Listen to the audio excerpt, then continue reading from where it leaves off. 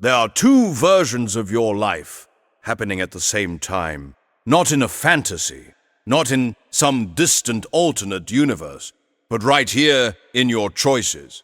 Two versions of you that begin in the exact same place, with the exact same person, feeling the exact same emotions, the same laughter, the same late-night conversations, the same belief that this could be something real.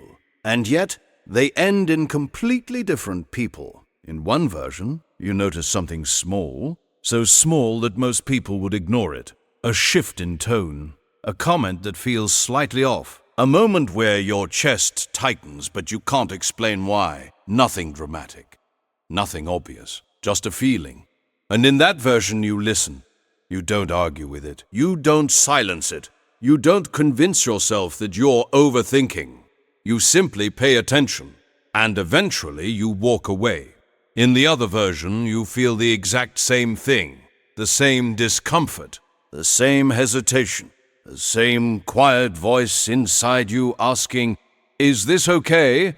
But instead of listening, you negotiate. You explain it away. You minimize it. You reshape your reality to make it easier to stay. And that's where the timelines begin to separate.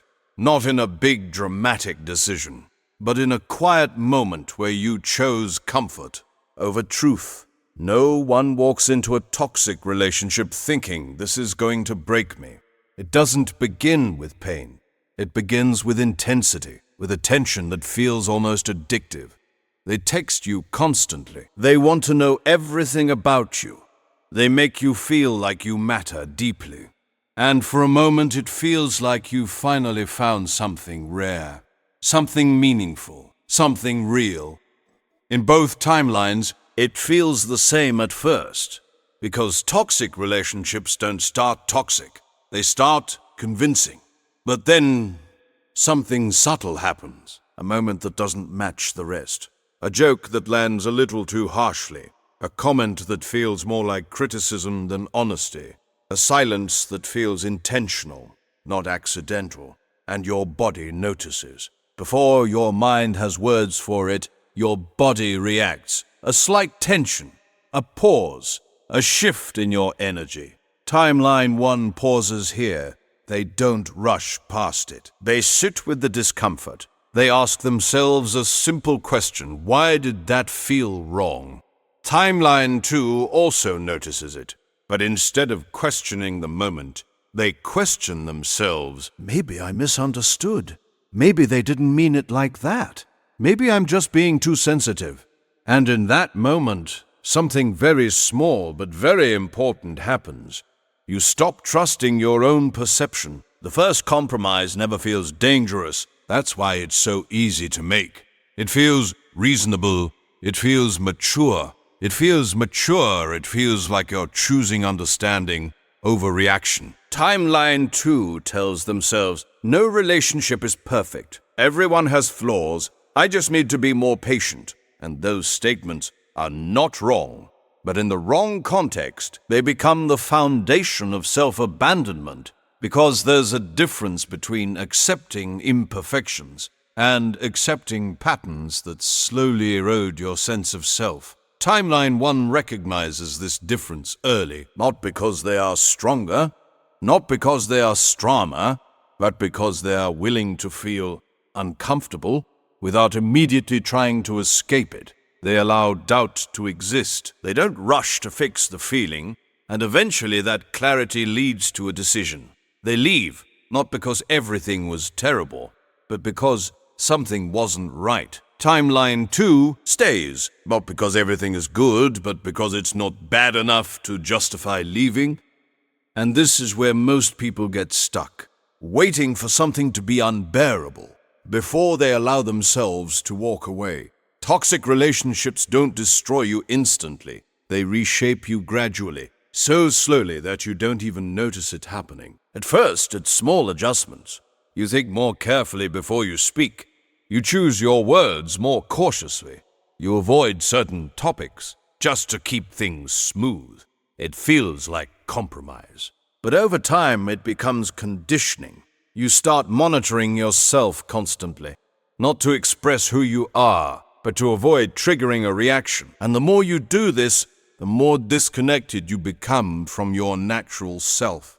Timeline 2 begins to live in a state of subtle tension, always aware, always adjusting, always calculating. They become quieter, not because they have nothing to say, but because speaking no longer feels safe. They begin apologizing more, even when they're not wrong. They begin explaining themselves excessively, even when they don't need to. They begin shrinking in ways that are almost invisible. Meanwhile, Timeline 1 is going through something completely different. They are alone, and at first, it feels empty. There's no constant messaging, no emotional intensity, no distraction, just silence. And that silence is uncomfortable, because for the first time in a long time, they are alone with themselves. But something powerful happens in that space without someone else's reactions shaping their behavior.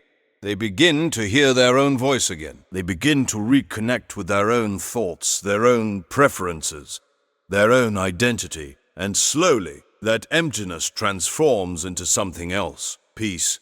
Time doesn't heal everything equally. It amplifies the direction you've chosen. For Timeline 1, time becomes a tool for growth. They reflect, they understand what felt wrong, and why.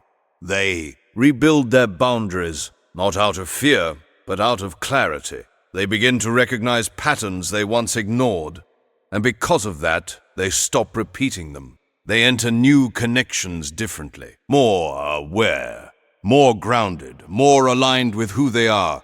They don't tolerate confusion disguised as love. They don't ignore discomfort just to maintain connection. They trust themselves, and that trust changes everything. For Timeline 2, time does something else. It deepens the adaptation. What once felt uncomfortable now feels normal. What once felt wrong now feels expected. They no longer question certain behaviors, because questioning requires energy, and they've learned that it's easier not to. They stop expressing needs entirely. Because past attempts didn't go well, they stop expecting understanding, because they have adjusted to disappointment. And over time, they don't just adapt to the relationship, they internalize it. The real damage of a toxic relationship is not always visible from the outside. It's internal. It's subtle. It's psychological. It changes how you see, how you interpret situations, how you trust your own mind. Timeline 2 begins to doubt their instincts. That feeling they once had early on, it becomes harder to access. Because they've spent so long overriding it, they begin second-guessing everything. What if I'm wrong? What if I'm the problem? What if I'm asking for too much? And these questions slowly replace certainty. Their self-worth becomes conditional, dependent on how they are treated, dependent on how they are perceived, dependent on whether they are accepted. In that moment, they lose their internal stability and begin seeking external validation instead. Meanwhile, Timeline 1 builds something different, internal security. They learn that discomfort is not so. Nothing to ignore, but something to understand. They learn that boundaries are not rejection, but protection. They learn that walking away is not failure, but self-respect in action. And most importantly, they learn to trust themselves again. For Timeline 2, the breaking point is rarely dramatic. There's no single moment where everything collapses. Instead, it's a quiet realization, one that arrives unexpectedly.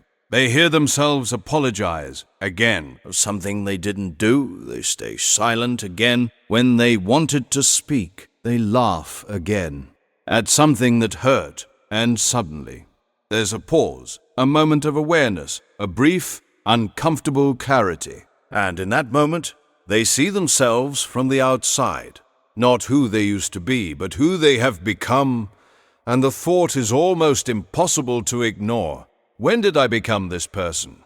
When did I stop being me? And the hardest part is, there's no clear answer.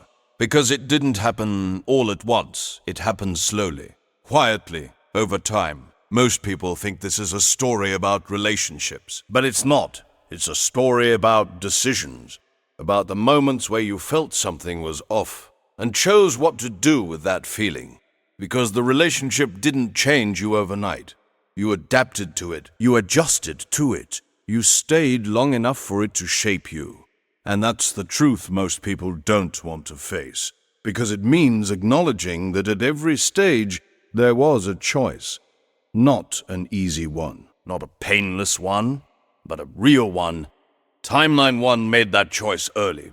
Timeline 2 delayed it. But the cost of delaying was becoming someone they never intended to be. If you see yourself in Timeline 2, this is not the end of your story. It's just the moment you became aware. And awareness changes everything, because now the pattern is visible. The behavior is clear, the cost is undeniable. And that means the choice is back. You can still leave. You can still rebuild. You can still reconnect with the version of you that existed before all the adjustments, before all the compromises, before all the silence. It won't be easy. It will feel unfamiliar. It will feel uncomfortable. But so did staying. The difference is, one discomfort leads to freedom. The other leads to deeper loss. There are still two versions of you. Not in theory, but in reality. One version continues to stay, continues to adapt, continues to shrink, and slowly becomes someone shaped by fear.